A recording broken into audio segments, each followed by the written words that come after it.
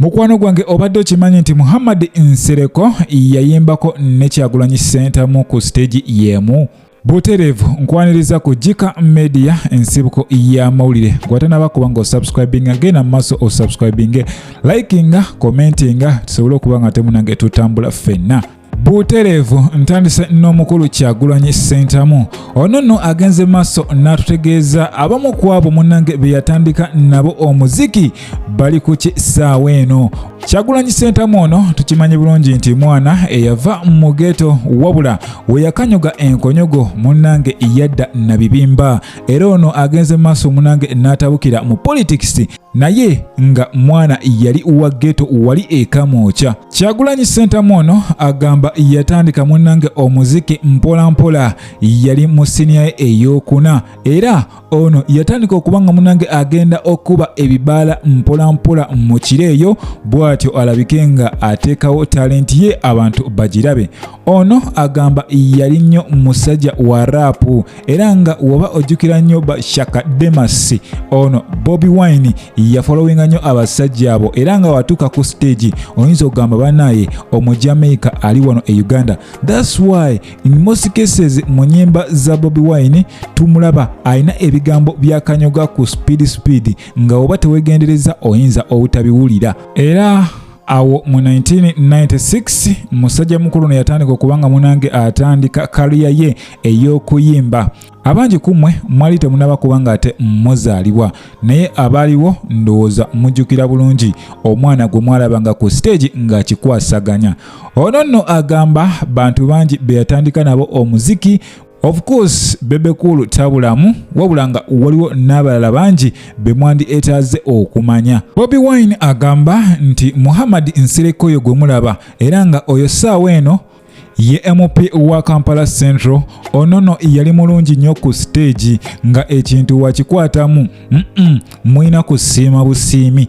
Mu balala Kyagulanyi Ssentamu ono be yatandika nabo muli musajja mukulu Master Parrot okwo nno kw'ossa Bebe Cool ssaako ne musajja mukulu amanyiddwa nga Viboyo era nga bano ekitone bakikwasiza wali ku Texas Bar around Parker View eyo mu downtown nga bano bakikwasaganya. Bobiwine agenze maaso n'atutegeeza nga Amoti omubalanguzi nti ono naye bali so much close era nga bayiriba bonna ekiro okulumba bu stage obwo. Obimanyi munnange ebikokola ebibeerawo nga oli upcoming oyagala stage abasajja babeerawo nga bakuba ebikokola.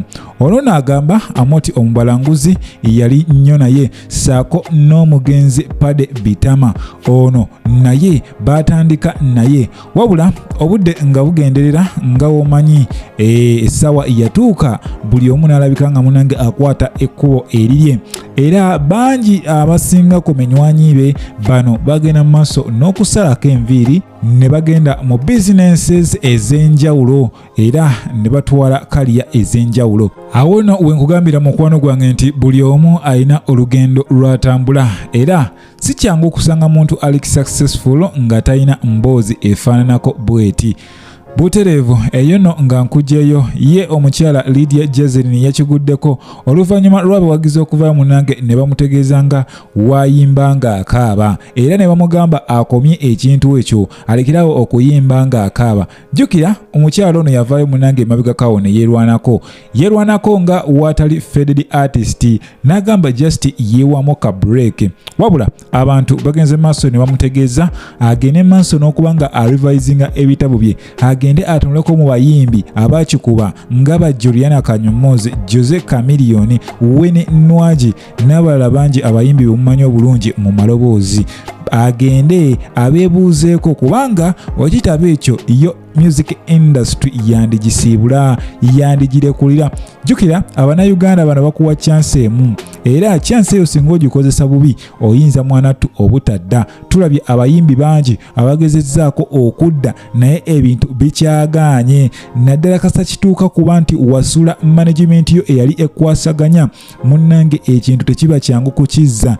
Jjukira bamanager abo abasinga baba n'enzikiza asobola okugenda mu maaso n'asasula bapulezidenta ab'enjawulo ne balekerawo okuba music wo. Kale ekintu ekyo kikosa nnyo abayimbi abakyusa management. Tulaba Ziza Bafana ssaawa zino atoba afuba okulaba nga adda ku top, naye ekintu kikyakalubye, akuba ennyimba ze wabula zisigala ku flat line zikomaawo, tezi ipinga nga nnyimba ziri ezaaluli. Ziza Bafana tumumanyi ng'omuyimbi eyali akuba oluyimba lumu ne lusaanyaawo Uganda yonna ne lusalako, era nammwe mukitegeera bulungi nnyo ekyo. Tuyinayo omuyimbi nga Irene Ntale, ono naye yakyusa mu management, yava mu Swans Avenue ebintu byonna ne bikyankalana, era okudda kwe kwa mbirigo gyali ayimba naye takyasoundinga nnyo nga biseera biri. Awo nno wenkugambira gwe mukwano gwange upcoming nga oli muyimbi, management kintu kikulu nnyo, era management eyo yekola omuyimbi. Osobola okubeerayo nga olina eddoboozi lyo nga ddungi wabula nga toyina ngeri gy'osobola kuba nga ate oli marketingamu,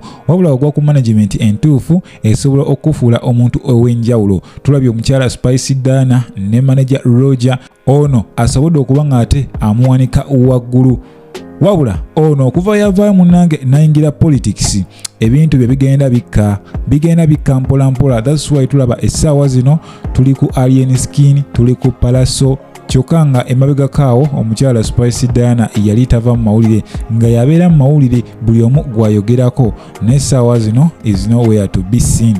Eyo nga nkugyeyo mukwano gwange, waliwo ka video akatambula kano nno nga ka musajja mukulu omu, ono nga yasangiddwa munnange ng'ali butoola n'omwana eyabadde ku intaani, era nga bino byabadde wali mu Northern District Kitigumu. Woba olabye akatambi kano akatambula ku TikTok, mukwano gwange okwata ku maaso n'ogamba ensi egenda wa. Kino nno kiraga nti bino bye bitambula mu maaso mu ggwanga oba mu nsi ez'enjawulo. Baana bawala babonaabona, baana bawala abagenda ku zi intaani babonaabona, because mukamawo aba ayagala okuba nga ate osigala ku mulimu, ojja kwetaaga okubaako ky'omuwa asobole okuyisaawo ogende ku mutendera oguddako. Wabula ono bamukutte lubona ng'ali ne mwana muwala, era bano munange ebintu byabadde bya speed byabadde biggwerawo ku mmeeza, nange ekintu ne kitambula bulungi nnyo. Wabula ono amannya ge tegannaba kuba nga ate gategeerekeka. Just tusaba ekintu kimu kyokka munnange, Mukama Katonda akuume abaana ab'obuwala. Abaana ab'obuwala nno basanga ebizibu bingi, naddala abayimbi abakyala abali mu music industry. Bano ojja kwesanga munnange babatega ebibatu, producer atega ebibatu, omuwandiisi atega ebibatu, kussa ba video maker.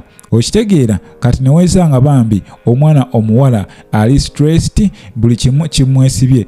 That's why osanga omuwala asobola okugwa ku speed ey'ekitalo olw'ensonga wabanga bamutega ebibatu wabula nga tazzaayo kintu kyonna, ono bonna bamuvaamu ne bamwesonyiwa. Sigamba nti buli mukyala gulaba ali successful mu music industry ekyo kyakola okubanga asurvivinga, no, but some of them they suffer a lot in terms of sexual harassment. Bano babonyaabonyezebwa. Butereevu nyongera okujjukiza mukwano gwange nti obadde ku Jika Media, ensibuko y'amawulire.